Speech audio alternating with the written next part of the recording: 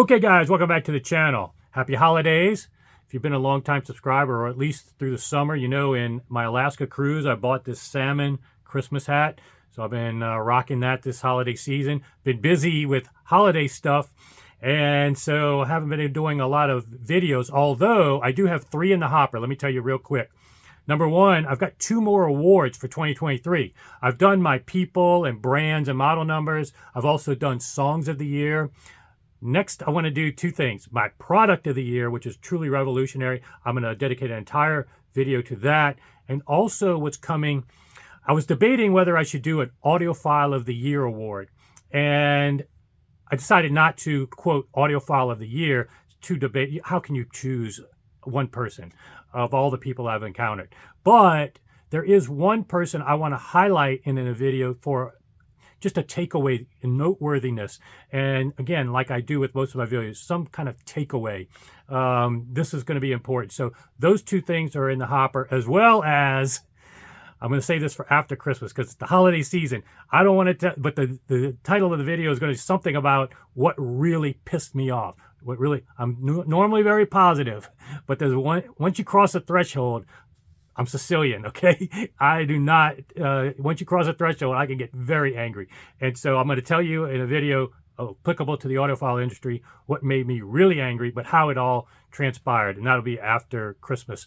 But this video is strictly, and then, tomorrow, depending on when you see this video, when I release this, I'm doing that Toys for Tots donation, $650 in toys, dollars in toys. I did a YouTube short, but I'm going to do it tomorrow, show you I'm donating the toys. It's the charity event in Houston tomorrow.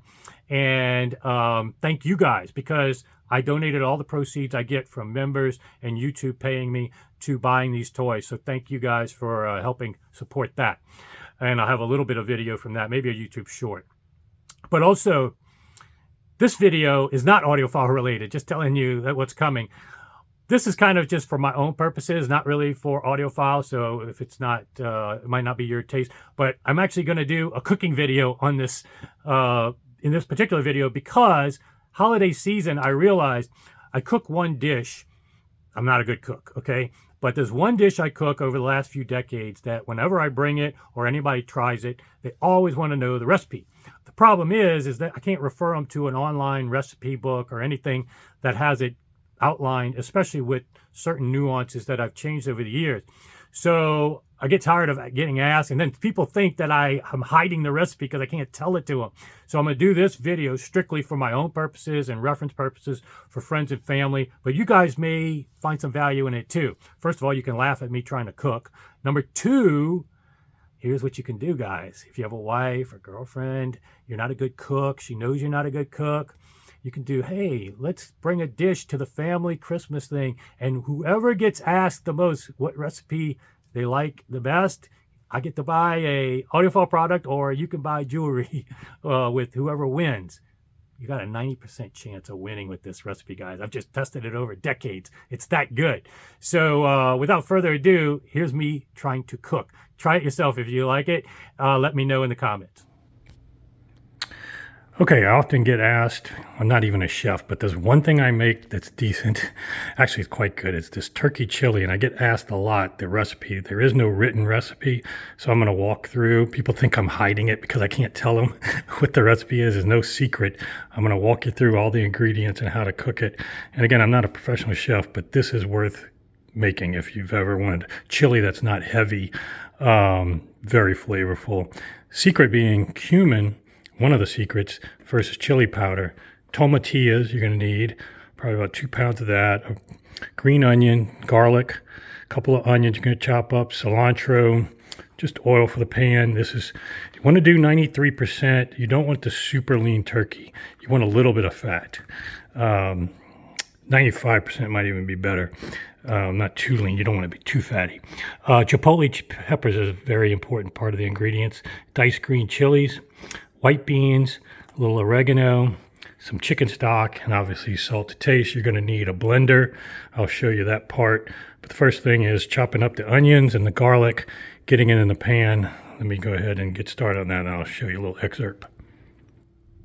Okay, I'm going to assume that you know how to cut up onions and garlic. That's all that's in there right now, with a little bit of vegetable oil. Actually, you can already buy garlic and onions cut up, and you can save your eyes from watering and potential cuts if you want to do that. Just be careful not to heat it up too much. I got low heat. As soon as you burn garlic or even onions, it's going to ruin the dish. So you want to make sure it's hot, but not, and you don't want to burn any garlic, especially once you put that in there. Then when you get this to translucent, like it's starting to get, is when you're going to use a lot of cumin just to start off a layer. We're going to be using a lot of cumin. So then you coat the onions and the garlic in this first layer of cumin. So I'm going to go ahead and let that simmer a little bit and show you the next step. Hold on. Okay, once the onions are basically all translucent, garlic is nice and toasty, now it's time to put the ground turkey in. And it's about 4 pounds that I'm using for this recipe. Two big onions and about 4 cloves of garlic have already gone in there, so just to keep you up to date. Then you put this in there. I'll turn up the heat and make sure this just browns. So I'll show you the end result of that. Okay, so while that's slowly browning, you can multitask and start getting your blender ready with the tomatillas. Chop them up, you gotta peel them. And then put a couple of chipotles. They come in a big can like this, but you're not gonna wanna use the whole can. Take a fork out, put a couple of them in there, maybe pour a little bit of the sauce, depending on your taste of chipotle flavoring and a little bit of heat. You can change that accordingly. About 2 cups of the chicken broth. We're going to go ahead and blend this and then when this turns brown, we're going to do another level of cumin, salt, and then this and the oregano. So let me go ahead and show you the results of that in a second. Okay, once you have your puree of the chicken stock, chipotles, a couple of those, and about 2 pounds of tomatillas, and this is browned, you're going to want to go ahead and do the next step, which includes kosher salt. You're going to want to be pretty liberal with the salt. It's about 4 pounds of turkey. And you're also going to be liberal with the cumin. Check your spice drawer before you do this recipe. You don't want to be at the very bottom of your cumin bottle because you're going to use a lot, especially if you're making a big recipe like this size. And then a little bit of oregano leaves. And then, again, not really measured. But then a little pro tip here. Let's see if I can do it with one hand. If you pour over this, helps break it up from splashing. If you pour it over the spoon or whatever you're using to stir, it doesn't splash as much. So a little pro tip there. All right. And now I'm going to basically stir this up and let this go, put it on a timer for about an hour and let it simmer, just a little bit of a simmer. You don't want it hard boiling, but let it go for about an hour and then I'll show you the next step. Okay, once it's simmering, there's a couple things to note.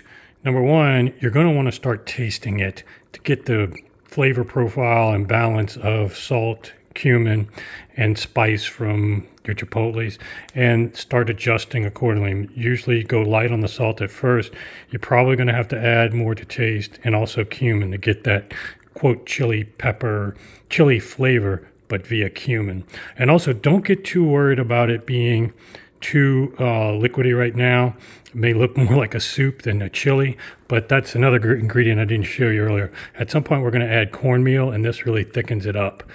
So you do want it to be about this consistency right now.